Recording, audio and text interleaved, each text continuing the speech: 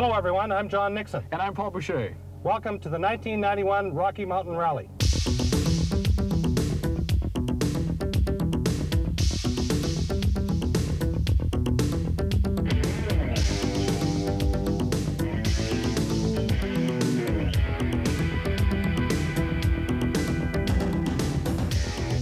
We're about to begin the 18th annual Rocky Mountain Car Rally, and John Nixon is here to tell us exactly what pro car rallying is.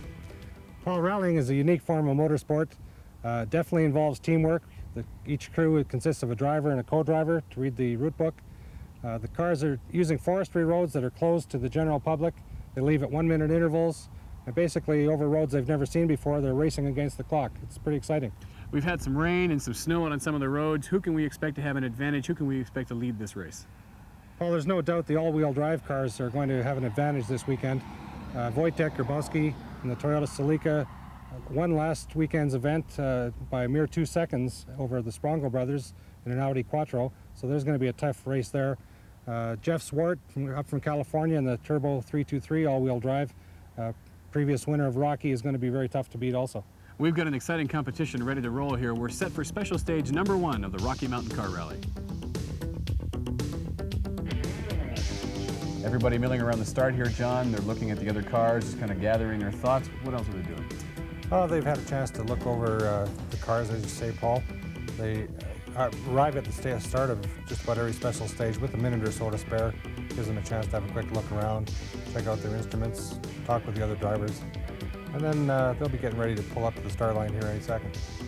Okay, and we will see, I imagine, a number of different things as we get going here. This is Jeff Zwart coming around the corner. What is he seeing as he drives this course for the first time? Well, what we're on, Paul, is a nice little 5.5-kilometer warm-up stage. It's a little bit slippery. It's quite narrow, as a matter of fact, but it's dead flat, lots of curves in it, so it's a good way to start the event. This is Wojtek Hrabowski, starting out in his Toyota. He's won the last event leading into this championship. Yeah, he's looking for a doubleheader this weekend. Hopefully he'll pull off another win and be well ahead in the Canadian Series. Car is already dirty. Looks like the road's a little slick, a little wet anyway.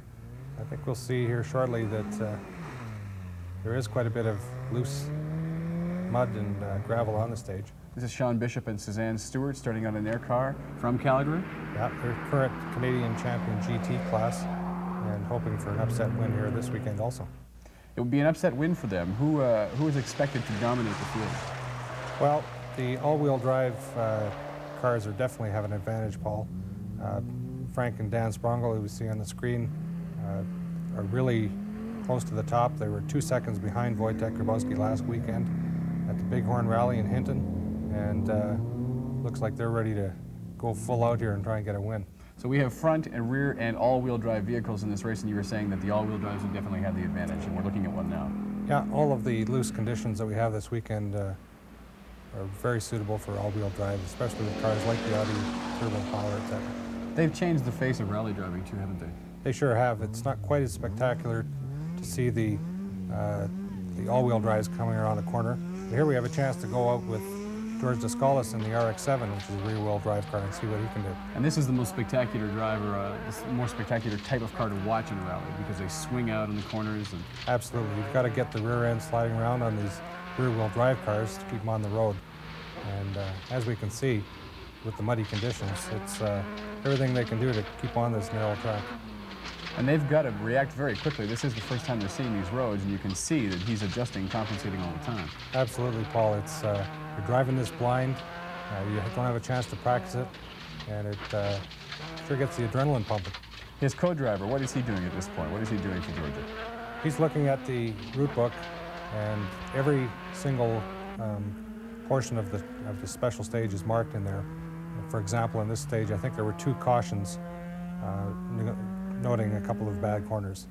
And corners that could throw you off the road? Yeah, anytime there's a hazard, we put it in the route instructions so to warn the drivers that there's a hazard. There has to be a description of the hazard, of course. This is the start. Now the starter is holding them back? Yeah, these cars start at 1-minute intervals normally, and what they'll be doing is waiting for their minute to come up. The start marshal here will be giving the countdown, and the last 5, 4, 3, 2, 1, and they spin their wheels and away they go, trying to beat the clock right to the end. And who are we watching here? This is Marge and Walt Petersen from Olds, Alberta. Walt's just put in a fresh engine in the Mazda GLC, and he claims that it's 220 horsepower. So he's looking for quite a fun ride this weekend. He had been a hobbyist up until this point, from what I understand. That's right. I think we'll see Walt and Marge probably go to a few more of the nationals over the series this year. And this would be? Ewan Hanchard, local Calgary driver, with Bob Burton on board from Saskatchewan as the co-driver.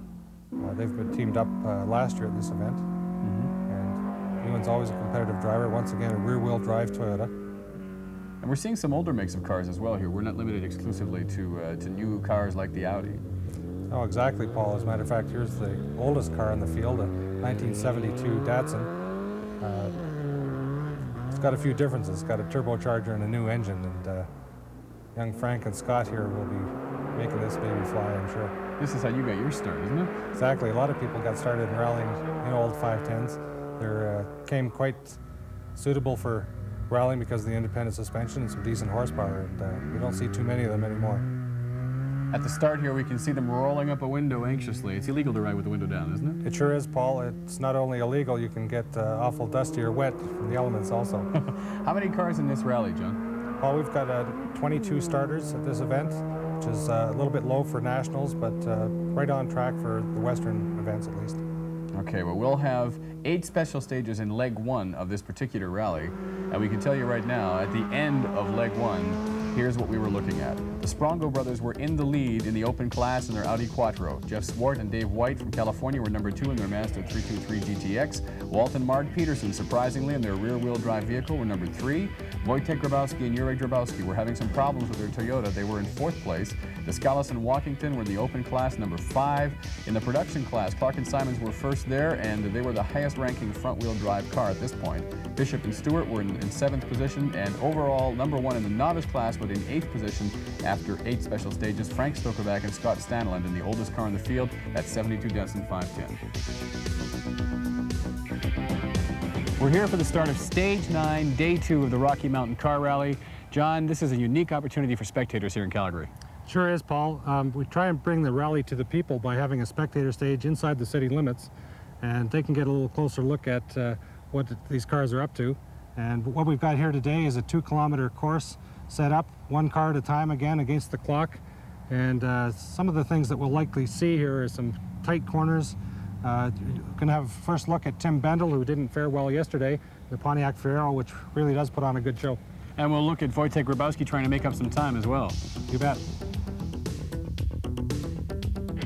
At the beginning of this stage, we were just talking about how good this is for spectators, but we see also that it's a good chance for media to set up. Sure is, Paul. As a matter of fact, besides the media getting in vantage points, we have the service crews that don't often get a chance to see a lot of the action. We put them in here also.